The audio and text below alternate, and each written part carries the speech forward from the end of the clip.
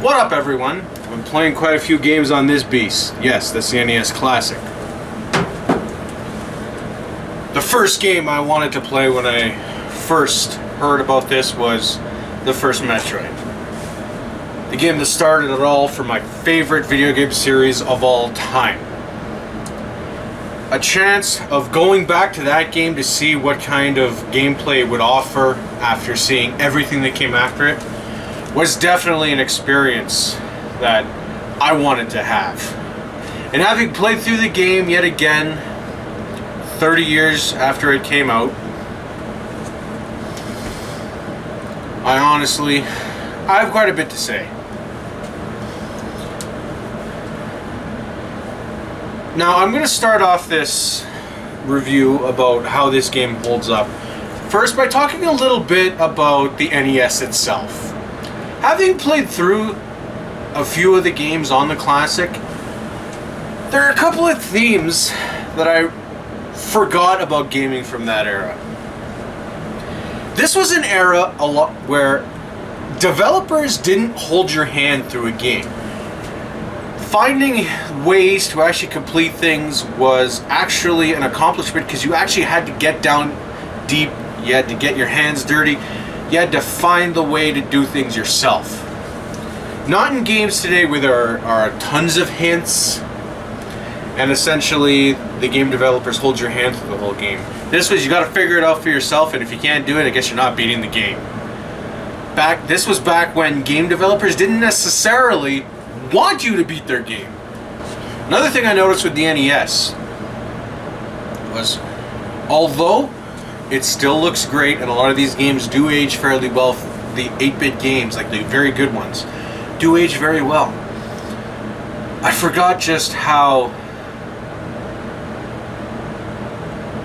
forgot really how close this was to the old Atari 2600. All this was an Atari. It was very similar to the Atari 2600 with incredibly far better sound and graphics that were, I have to admit, were better, but weren't necessarily that far removed from Atari graphics. Just better shapes, better colors, better renders, but still very close. So looking at the NES Classic in that light, it brought back a lot of fond memories from that era of gaming. Now on to Metroid itself. The game that started it all for this series, the game that started it all, my favorite series. I'm reminded of what I said in my video about Ocarina of Time.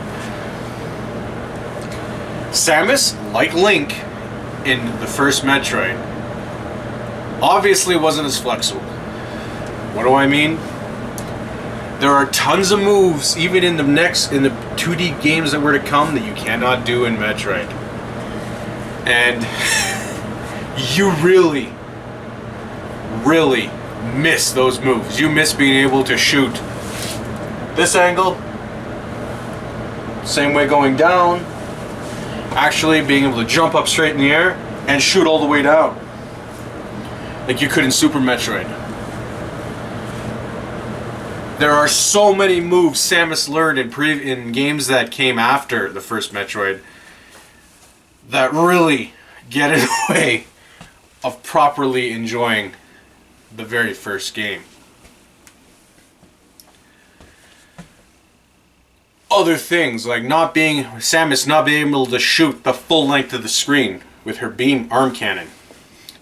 That was that was one of those things where it's like, oh yeah, in the first game you couldn't do that. You needed to find the long beam before you could do that. Or her not being able to aim diagonally down meant shooting enemies that were on the ground were next to impossible until you either got the wave beam or the bombs. Something that was incredibly frustrating. However, maybe it was the nostalgia of the game, but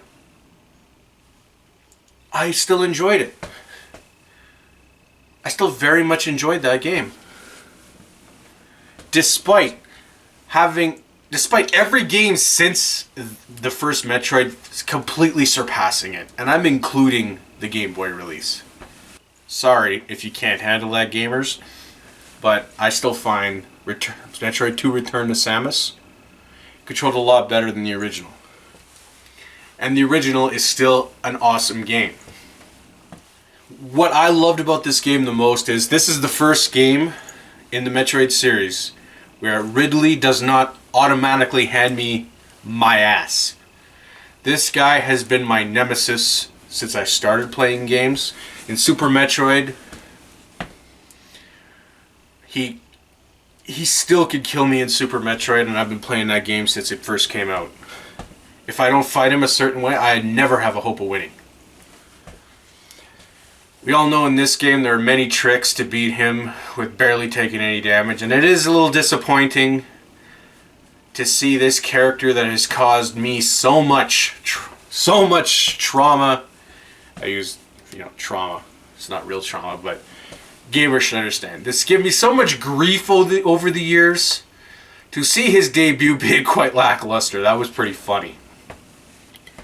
How, of the two mini-bosses, him and Kraid, Ridley was really the easiest one.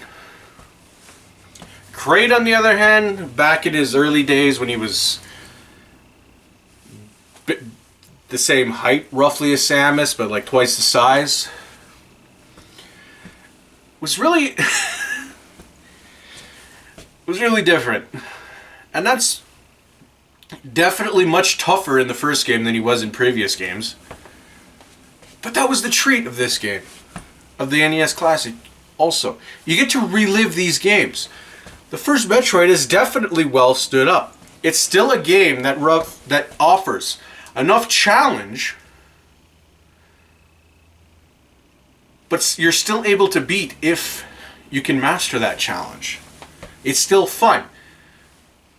It still can instill the same emotions in you that it did in the 80s when it was brand new. The musical score is still eerie. The atmosphere still makes you feel you're all alone on planet Zebes. So as far as I'm concerned, this game has aged well. Now, I do question how kids will respond to a lot of these older games because of how hard they were back then, how they were made to not be beat.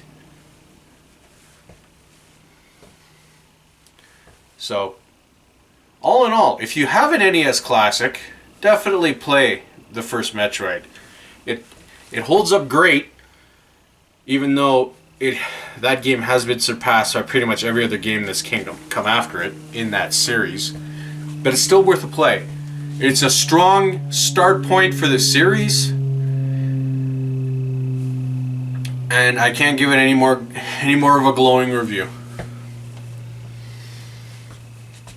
Anyway, I want to thank you so much for watching. If you want to continue the conversation, agree, disagree, definitely leave a comment. Consider subscribing. Overall, have a good day, and keep on gaming.